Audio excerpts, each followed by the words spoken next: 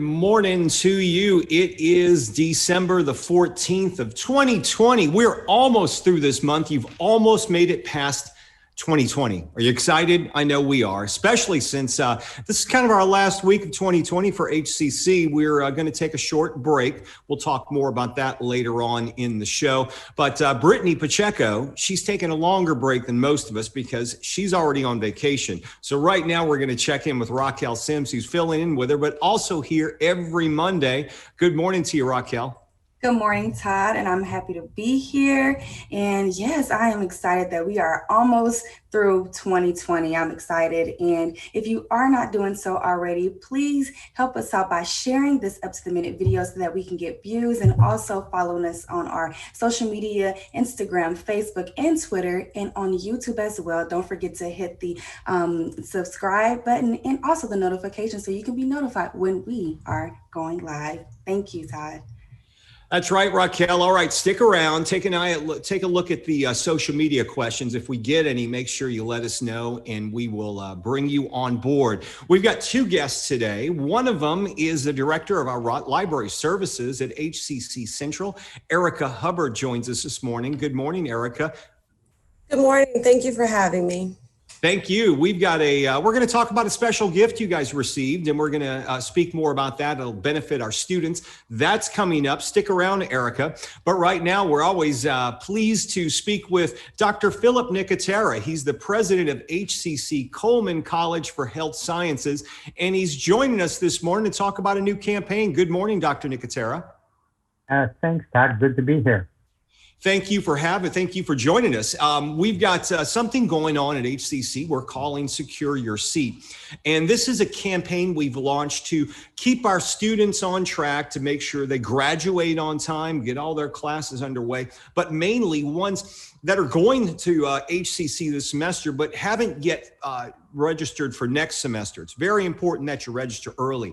At Coleman, I know you guys do a lot of things differently, mainly because of the nature of the programs with your students, but it's important to get registered at Coleman to get that application in early. Isn't that correct?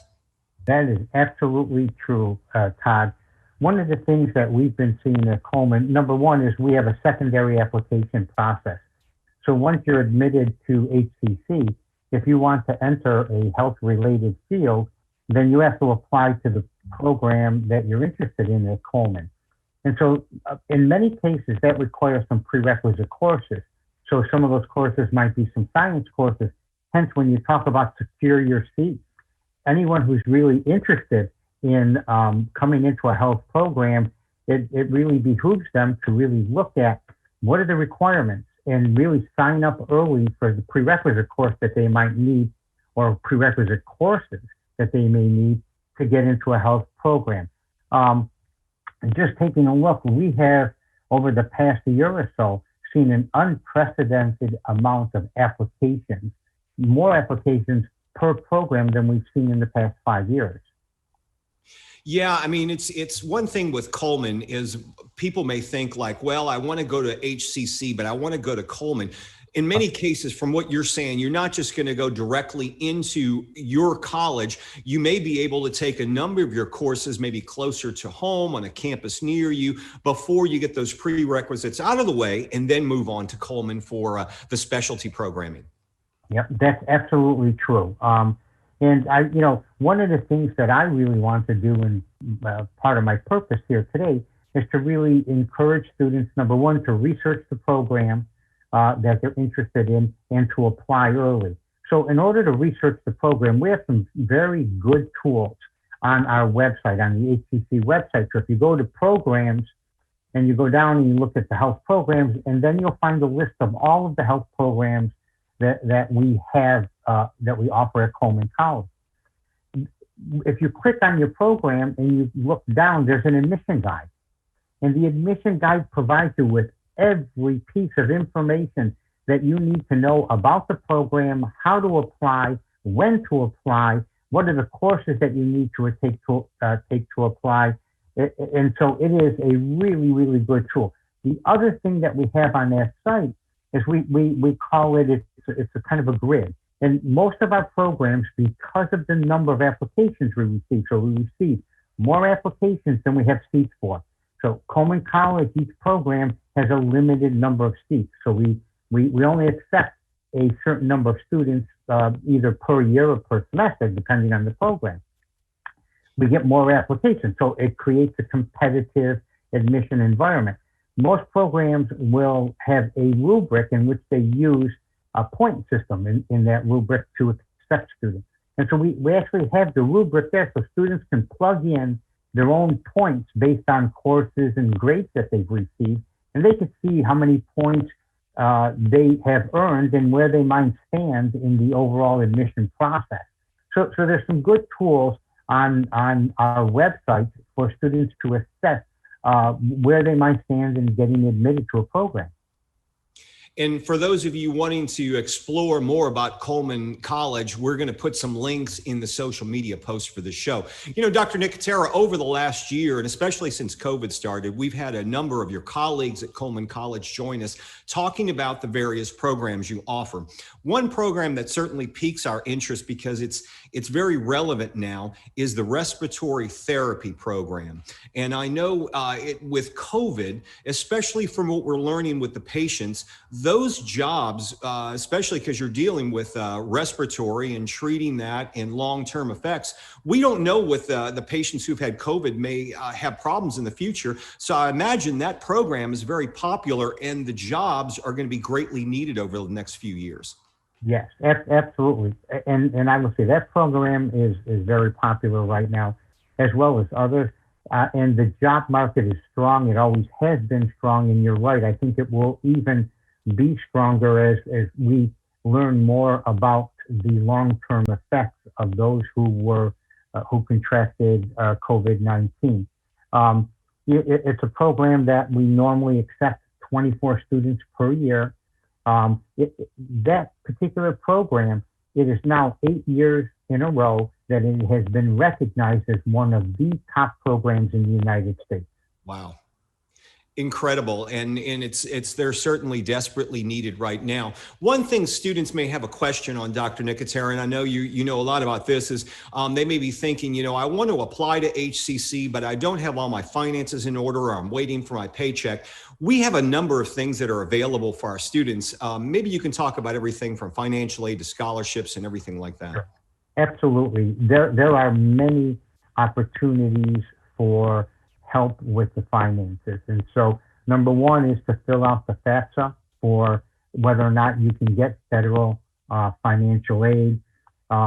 There are numerous types of scholarships that are available through the HCC Foundation, and it's going to their website and looking at the scholarships that you may be eligible for.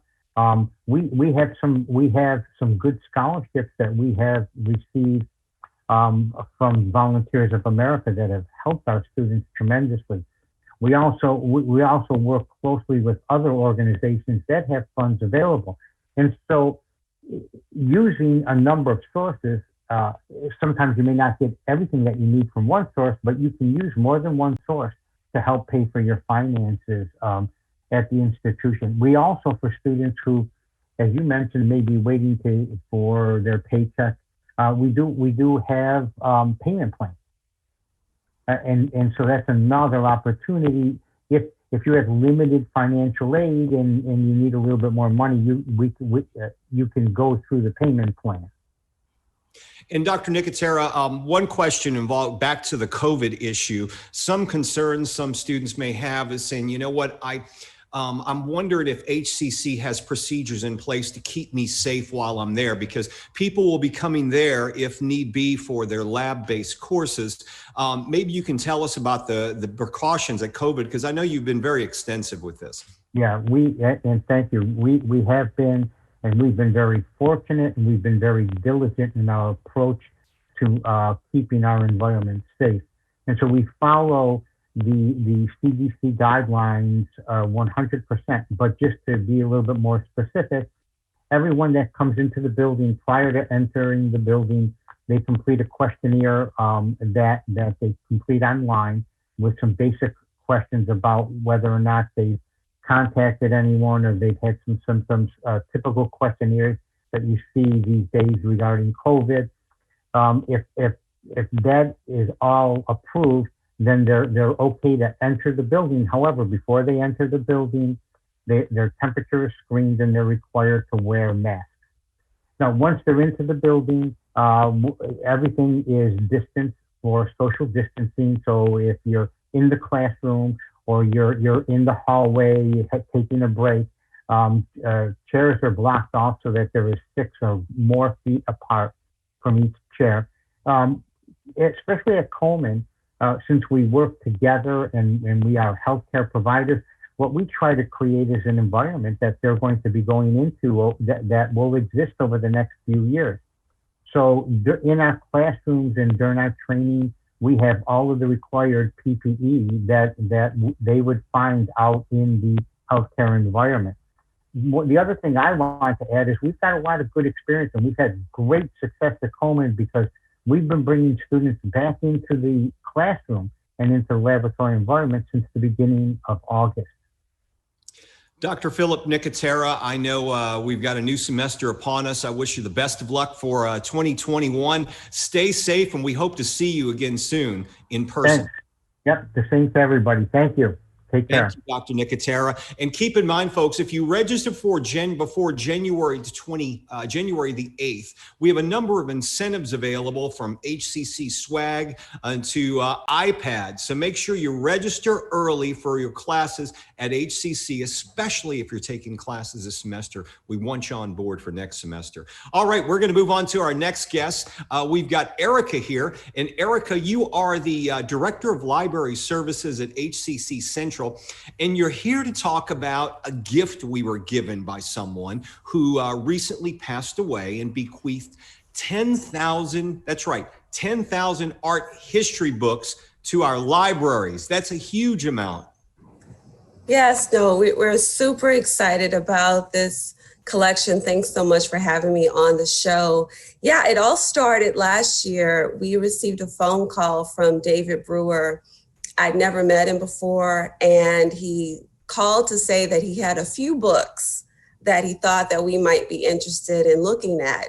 And so I took my art liaison librarian with me. We went over to his house, massive house in the Heights. We went over there and discovered his entire first floor had been converted into a library of the home. Wow. There were books in the kitchen. And then there was an addition added on to the house. So the whole second floor was filled with artwork and books. They're not just art history books. They're mostly art history books with various topics. And so while I totally admired the collection and thought this was fantastic, there was just no way for us to take 10,000 books. And so we had a discussion. I said, let me think about it. We talked again a few months later, and we were able to make an arrangement where we would take a certain number of books over the years. So he signed a deed of gift to the institution where we would take, X amount of boxes per year.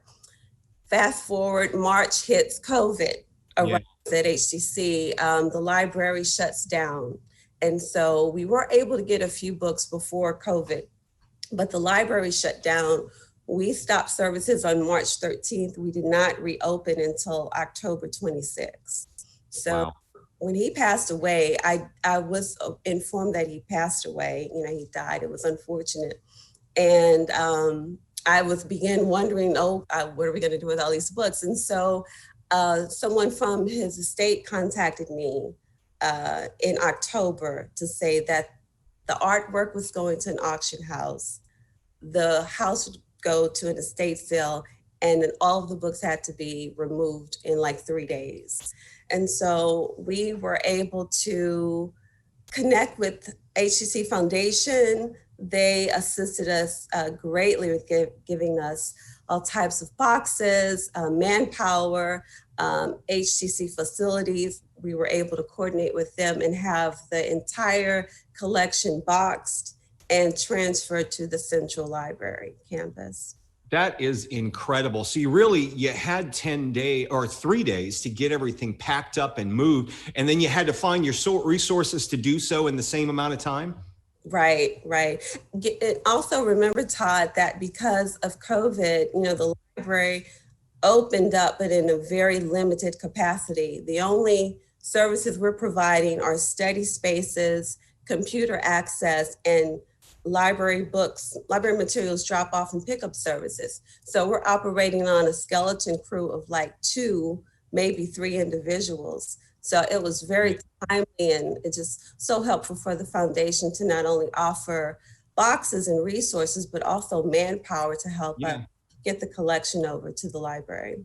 Do you know more about this gentleman that left the books? Maybe you can tell us a little bit about him. His name is David Brauer.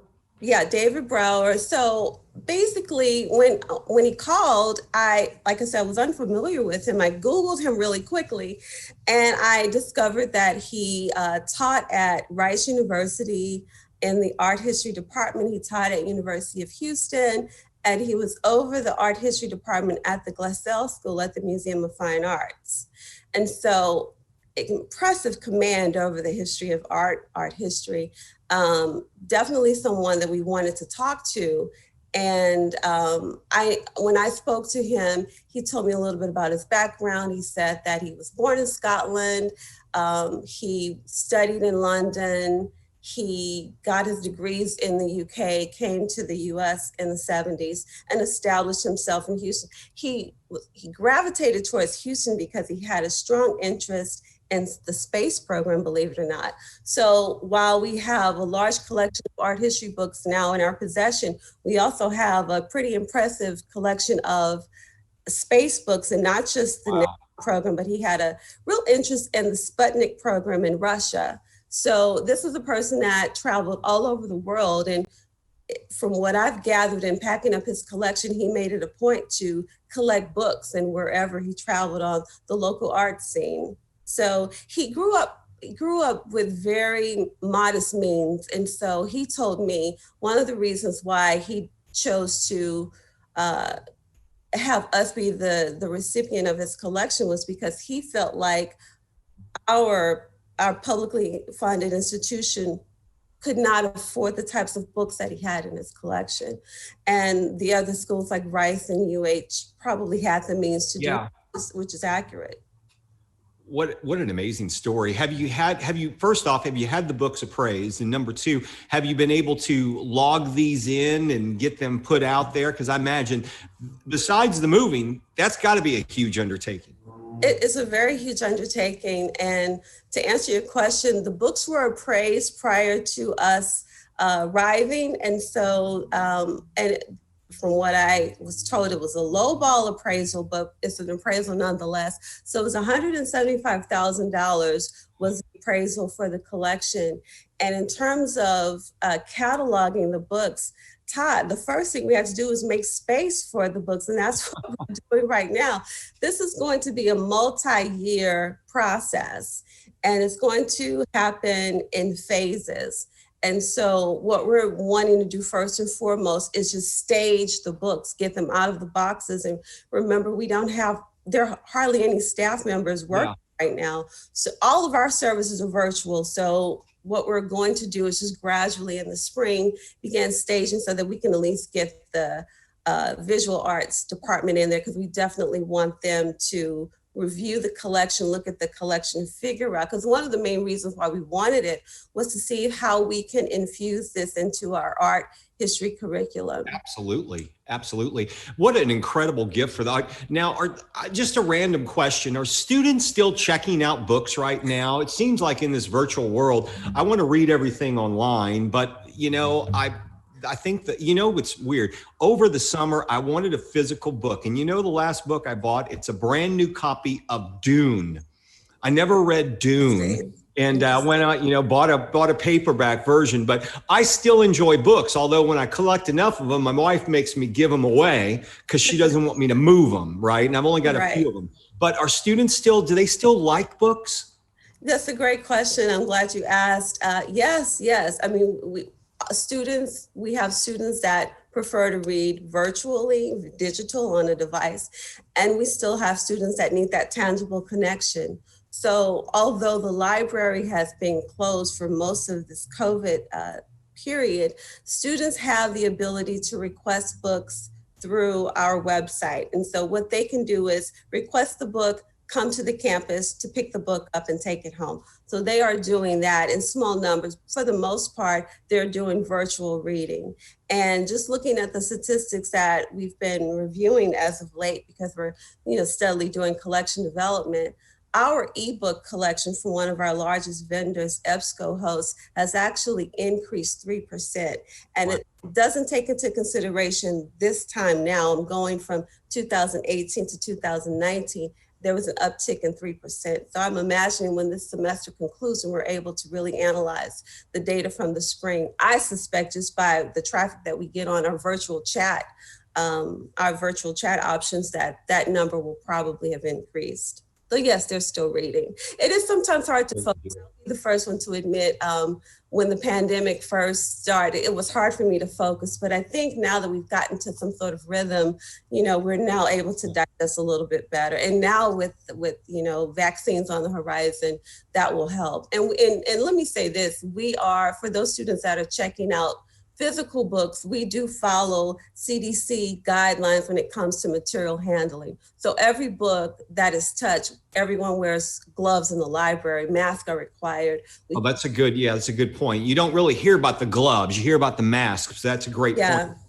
Everyone wears gloves, and all of the books that are returned are quarantined for 7 days before they're shelved back on the stacks. Erica Hubbard, Director of Library Services from HCC Central. Thanks for joining us this morning. Incredible gift. Good luck in getting those out for the students. I know you're dying to do that once you can get people back in the buildings. Thank you for having me. Thank you for joining us. All right, we're going to move on to, we've got our HCC news and announcements. Before we get to that, Raquel Sims is filling in for Brittany today. Before we get to the other stuff, let's talk about what's going on in Stafford, Raquel. Yes, and I'm honestly just moved by Miss Hubbard's story and just the donation that we received from all of the art history books. And speaking of donations, SMSD recently had their holiday toy drive, they're playing Santa this year, providing gifts for families who are in need, who aren't able to go out and buy their children any gifts. So it was great to hear what they're doing and how they're providing that service for people. And also the Houston Center for Contemporary Craft reopens. And so Fernando Ramirez had a chance to speak with someone to see what guidelines were they putting in place for people to when they're coming back. So that's pretty cool. And also the Houston Museum of Natural Science in Sugar Land are offering virtual learning experiences for students. Everyone loves going to the museum. And so they want to find, really unique ways to integrate learning in some particular ways. So, making learning fun. So that's what the Natural Museum is doing. So that's pretty exciting. And we're just excited to just wrap up this entire year and see what has taken place over the course of this pandemic and how organizations and schools have provided new pathways for students to learn and interact with people. So I'm excited to share that. And if you aren't doing so already, please like and follow us on Facebook at HCC Stafford TV Studio, as well as on YouTube at HCC Stafford Studio. And don't forget to hit the notification bell as well so you can stay up to date with all of our news features that we're releasing. And also follow us on Twitter at HCC SWTV Stafford. Thank you again for having me, Todd. And I wish everyone a happy holidays and a Merry Christmas. Yeah, so big news out in Stafford, though, Raquel. You guys had, City of Stafford, rather, had a runoff election, and there's a new mayor in Stafford. Yes, we're actually just blown away with the new mayor, and we're excited to just welcome him into the city. It's been a year, with the loss of Mayor Scarcella, and just trying to, move on and really carry on his legacy that he created in Stafford. So we have a new mayor. We're excited to have him, and we just cannot wait. Yes. Yeah, Mayor Scarcella, mayor for more than 50 years. Incredible service for the city of Stafford and beyond. All right, so let's move on here. Eagle Food Market. You know, food insecurity is a big issue around the city of Houston, especially for our students here at HCC. And this is the last week for the Eagle Mobile Food Market at several HCC campuses. Registration's necessary, but all HCC community members can receive free food by choosing a campus, a date, and the time. The food distribution is across the district, so it's at multiple locations. We'll have the link to sign up for that. Virtual student exhibition happening on Instagram this year, Raquel. Yes, that's exciting. You know, just isn't it cool to have Instagram, virtual learning on Instagram? Come on now, like that doesn't get any better. But this week we are winding down on student events, but we want to remind you all that our art students continue to display their works on Instagram as the Gallery Without Walls for non-juried works from classes in all of the six colleges through January 16th. So it's pretty cool. Visit them at HCC _visual_ arts. And for more info, contact Catherine.fields@hccs.edu. All right, convocation. We're having one for our faculty and staff. It's happening in January the 15th at 10 a.m. Registration's underway. Check your emails to register. I can tell you it's the 2021 virtual convocation, and the title of it is Deep in the Heart of Houston. Join the board chair, our chancellor, Dr. Cesar Maldonado, faculty senate president, and we have a lot of inspiring student videos, a lot going on with convocation. Get ready for the semester. You join us. We always have it the Friday before the semester starts. So there's no exception this year as well. We'll see you on January 15th for all our faculty and staff. And it's virtual. You don't have to leave your home to attend. Raquel, winter break is coming up. We're going to take a break starting December 21st. Yes, winter break is coming up starting December 21st, going all the way through January 3rd. The staff returns on Monday, January 4th. And of course, Up to the Minute will return on January the 11th on Monday, and classes resume on Tuesday, January 19th after MLK Day. So I know everyone has been highly anticipated this winter break, and I'm excited because it's actually cold outside, so it kind of feels like some winter is going on. Yeah, well, it is winter and we're getting ready to take a break, but I want to skip on down because I want to tell students about student services. We've got a number of them available online, especially with registration starting next, registration's underway. The semester starts really in a matter of a few weeks, so about a month away from now. But we have virtual open houses going on. We've got an online services toolkit. And we've got the virtual student lobby. Now, we are going off on a break for 2 weeks, but we will have staff available over the holidays, especially for our students who are looking to register, or if you've got someone who maybe looking to get back into college. We'll be able to answer your questions. Zoom, callback, email. You can go to the homepage, click on the virtual student lobby, or you can visit hccs.edu/virtual lobby. One thing we do here at HCC, which we usually do it in person, this year we're doing them virtually. Starting after the beginning of January, we're going to have these virtual college transfer fairs. Usually representatives from the colleges come out to our campuses. They'll hold it maybe one location. I know in Stafford, they used to have it at the Learning Hub, and they'd have it in the cafeteria area. And you'd have tables with representatives from each college. We can't do that in person this year, so we're holding them online. They're scheduled to be live. You can interact with the representatives and ask them questions and get some takeaways on if you're looking to transfer to a certain college. Prairie View A&M is going to be there, Texas A&M, U of H and UT, all branches. Last I heard, Raquel, we've got about 50 different colleges and universities that are going to be putting on a presentation for our students. Wow, that's amazing. And I'm happy to see how interactive these colleges are becoming, especially with the pandemic. So I remember Yep. going to the Learning Hub and getting footage with Yep. all of the colleges. So it's pretty cool. I love that. And don't forget to find out more information at hccs.edu/transfer fair. Yeah, you can visit that and it'll tell you the dates and the times of when these colleges are making their presentation. Okay, that wraps up the show for today. Tomorrow, we're taking a winter break, but what are our international students during the break? What are they up to? Well, we're going to talk with Dr. Nithi Savathanathan. He is the Director of International Student Services. He'll be joining us tomorrow. And we've also got someone from the Business Center of Excellence. Yes, Miss Kimberly Clark, marketing coordinator with the Business Center of Excellence, will talk about that program and what it has to offer students. So you do not want to miss tomorrow's episode. There we're going to be spilling out a lot of information, and make sure you always stay tuned to Up to the Minute and follow us on all of our social media platforms, Instagram, Facebook, and Twitter. And do not forget to follow us on YouTube and hit the notification bell to subscribe to more.